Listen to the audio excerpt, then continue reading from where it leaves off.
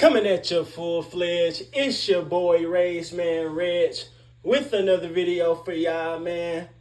Welcome, YouTube, out of the 1990s and into the 2000s. We have my 8th pick in the 10 greatest teams of all time, the 2001 Los Angeles Lakers. After the disbanding of the dynastic Bulls before the 1998-1999 season, the league was in a state of flux as it relates to what player and what team would be the face of it. That year, it was open season as to who the league wanted to win the championship. Philly's Allen Iverson at age 23 was just in his third season in the league and had one of the more impressive scoring titles in history as he averaged 26.8 points in a season where the team average was 96.1, the lowest team average since the 1953-54 season. In the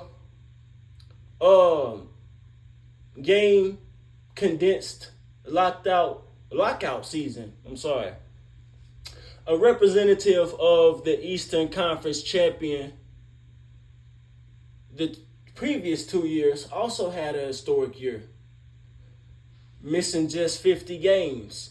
35-year-old Karl Malone put up 23.8 points, 9.4 rebounds, 1.4 steals, 1.4 assists, and 1.3 steals. And while it can be considered a consolation prize for the two finals losses, Malone did help the Jazz achieve the best record in their season, the 50-game season, with 37-13. Then you had Spurs' Tim Duncan, the reigning Finals MVP, who was en route to become the greatest power forward in his second year in the NBA. However, none of those guys claimed that title at the beginning of the new millennium. In 2000, it was in fact a dynamic duo. After retiring prematurely due to the HIV virus, Magic Johnson left the Lakers without their number one draft pick in 1979. By 1995, the biggest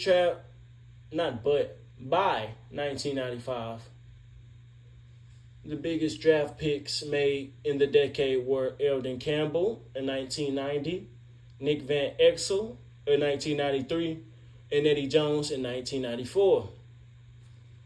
When Jerry West traded Vlade Divac to the Charlotte Hornets for the 13th pick, Kobe Bryant in 1996, and Shaquille O'Neal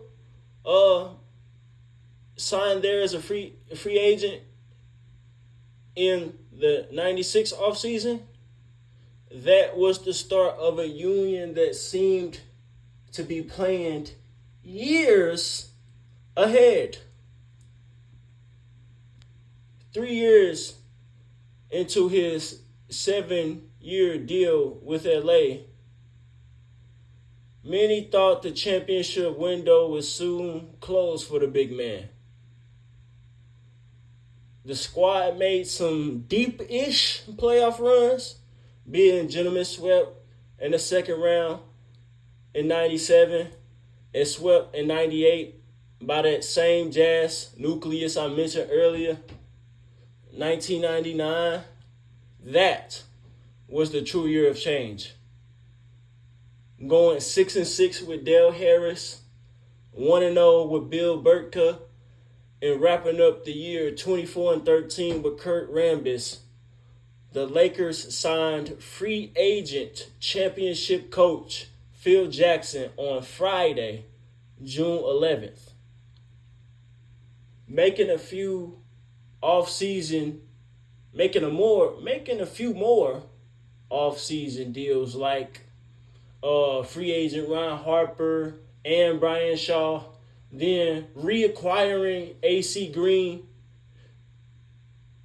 That meant this team would from now on be molded in the Zen Masters image. In 2000, they'd win 67 games in the regular season as the best defensive ball club and go through the Sacramento Kings, Phoenix Suns, Portland Trail Blazers, and finally the Indiana Pacers to win their first title as a unit and the franchise's first title in 17 years. Kobe Bryant in 2001, who Jackson saw as a son as opposed to a lieutenant when comparing the relationship dynamic with Jackson and Michael Jordan's rapport, showcased his optimal ability in his second season as the second fiddle. That year, Bryant made his third All-Star appearance, putting up the fourth highest points per game with 23.5, 5.9 boards, and 5 dimes, with snatching 1.7 steals a game. I would say this is the season where Bryant truly started to produce at a superstar rate. Unfortunately for him, though, by this time, he still wasn't the best shooting guard in the league. Cole, battling for scoring titles, MVPs, and ultimately finals MVPs, persisted for a couple more years. But this year was special. Being arguably the second most popular player of the 1990s, Shaq was set up to succeed coming into the league in 1992 for the Orlando Magic. Playing 81 games, he led the franchise to a record of 500 as he put up 23 points, 14 rebounds, and 3.5 blocks, ultimately winning the Rookie of the Year award. Drafting Anthony Petty Hardaway a year later, the Florida team made their first postseason trip, winning 50 games, then losing to the 5th-seeded Indiana Pacers. The very next season, the duo of Shaq and Penny won 7 more games, maxing out, getting swept by prime Hakeem Olajuwon in the NBA Finals. Now, we already know about the revenge season of the Chicago Bulls and Shaq's career up to this point, 2001. And going over the history of it all, it's pretty wild Shaq only has one regular season MVP. After amazingly missing out on the of the MVP award, his following his GOAT season, in 2000, Shaq followed up by making his 8th All-Star team, notching just 1 point less in the regular season with 28.7, one less rebound with 12.7, with just about the same amount of assists and blocks. He also added to an underrated aspect of his game by leading the league in field goal percentage for the 4th straight time with 57.2. Another fact of this year, LA was tied for the most wins. So, my question is, was Shaq robbed of that 2001 MVP award? Because we got to think about this. I honestly thought about this in the production of this video. After Shaq had a season like he did in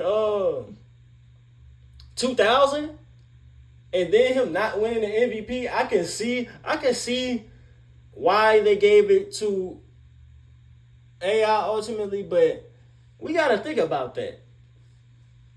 Finally, we have the team.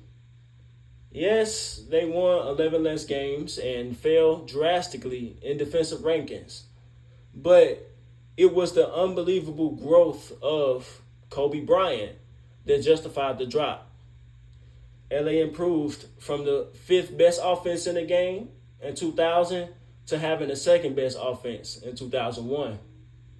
For the first time since the 1961-1962 season with Jay West and Elgin Baylor, did a team have 2 players average 28 points a game.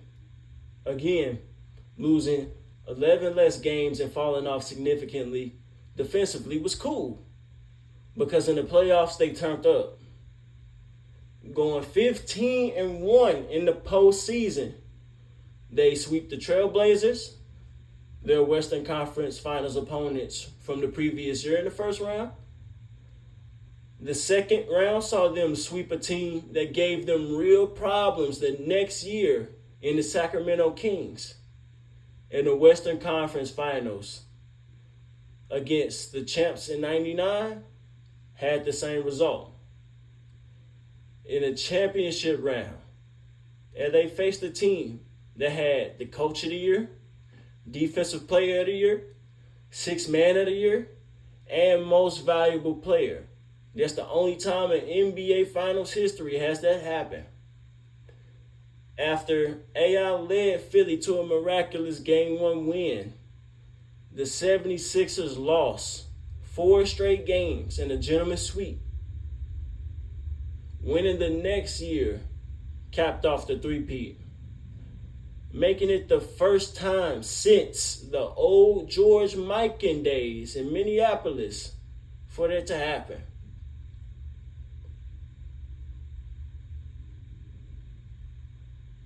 That being the first team to three-peat since the 90s Bulls also still stands to this day, continuous at 22 years. Now, so far, I have 8 selections and 3 of them are Laker teams. I'm not a Laker fan. I'm just an objective viewer of the game. I love the game. Do y'all disagree with that so far? I only got 2 spots left. Let me know what y'all 10 greatest teams is. It don't have to be in order, because mine not in order. Again, I'm not putting this in order until I get the whole series done. Let me know so far. But first, hit that like button, comment at the beginning, middle, and ending of the video. Share for others to see. If you are a new viewer, subscribe and hit the notification bell so you can be notified every time I watch. And finally, if you want to donate to the progression or the channel, or if there's a particular topic you want me to speak on, hit that link in the pinned comment section below and donate to the Rage Man.